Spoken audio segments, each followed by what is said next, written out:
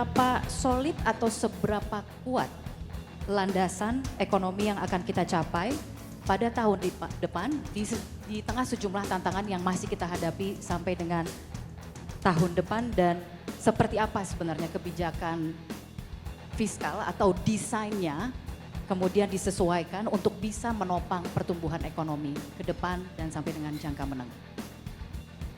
Terima kasih kan ya. Mungkin kita perlu untuk memberikan elaborasi kata-kata optimis itu basisnya apa supaya tidak menjadi jargon ya. Sebetulnya kalau kita lihat tahun 2023 ini kan tahun yang tadinya diprediksi oleh banyak lembaga internasional sebagai tahun yang cukup gelap. Dengan banyak sekali juga proyeksi mengenai kondisi ekonomi negara besar yang bahkan kemungkinan masuk resesi. Ternyata Amerika Serikat, dan itu ada alasannya. Karena hanya dalam waktu less than 15 bulan, suku bunga di negara-negara maju itu naiknya luar biasa ekstrim. Jadi kalau kita bicara tentang kenaikan suku bunga Federal Reserve, itu lebih dari 500 basis point hanya dalam waktu kurang dari 12 bulan. Suatu perekonomian yang diberikan shock yang begitu besar dengan kenaikan suku bunga yang drastis, itu biasanya nggak bertahan. Paling tidak dia melemah atau bahkan resesi. Di Eropa juga sama, yang tadinya suku bunganya negatif atau nol, juga kenaikannya sekitar 400 basis point. Jadi dua mesin motor dunia itu mengalami perlambatan. Namun untuk Amerika nampaknya muncul lebih ada suatu harapan karena resiliensi dari perekonomiannya hingga akhir tahun ini. Sehingga paling tidak perekonomian dunia terbesar bisa bertahan dengan kenaikan suku bunga yang luar biasa.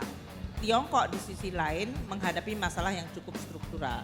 Jadi kalau kita lihat dalam konstelasi dunia, mesin ekonomi terbesar nomor 1, nomor 2 dan di Eropa semuanya mengalami persoalan struktural dan juga menghadapi shock dari sisi policy driven seperti kenaikan suku bunga. Memang kita perlu untuk hati-hati, waspada. Waktu itu untuk bisa optimis saja kita perlu untuk mencari alasan. Untuk itu Indonesia mungkin kita melihatnya dari sisi domestic demand kita, yaitu dari sisi consumption, investment. Ekspor kan kelihatan tahun ini mengalami negative growth. Import kita juga mengalami negative growth, tapi PMI kita masih positif. Itu among a few country yang disurvey itu dengan PMI yang positif, despite ekspor dan import kita dua-duanya mengalami negative growth. Nah, untuk 2024 dengan situasi tadi, kalau suku bunganya tinggi dan bertahan agak lama, walaupun ini sekarang diskusinya lamanya tuh berapa lama, ada yang tadinya bilang 24 bulan, 18 bulan, sekarang lebih pendek lagi. Bahkan ada harapan mungkin mulai akan ada penurunan suku bunga pada second half next year. Jadi ini memberi harapan paling tidak muncul optimism. Karena situasi berarti yang terburuk, shock yang terburuk dari kenaikan suku bunga sudah dilewati. Persoalan yang barangkali harus kita lihat lebih kepada masalah fundamental. Seperti di RRT itu masalah aging kan gak bisa di reverse dengan policy immediately. Kalau masalah property dan NPL-nya dari sisi itu juga nggak akan bisa, kalaupun dilakukan restructuring nggak akan bisa immediately memberikan pengaruh terhadap growth. Jadi ini akan memberi masalah fundamental. Kemudian yang kedua fragmentasi dan geopolitical. Ini yang mungkin menyebabkan tadinya perekonomian yang very globalized, investment dan trade itu bisa berlalu lalang dan itu menimbulkan engine of growth, sekarang menjadi very fragmented. Dan ini menimbulkan downside risk. Jadi kita tetap akan menghadapi 2024 tadi eksternalnya itu tidak friendly dan punya masalah fundamental. Untuk Indonesia tadi saya tanyakan, policy kita jadinya apa? Domestic demand kita harus terjaga. Makanya kalau Bapak Presiden tadi addressing isu pangan itu menjadi sangat penting.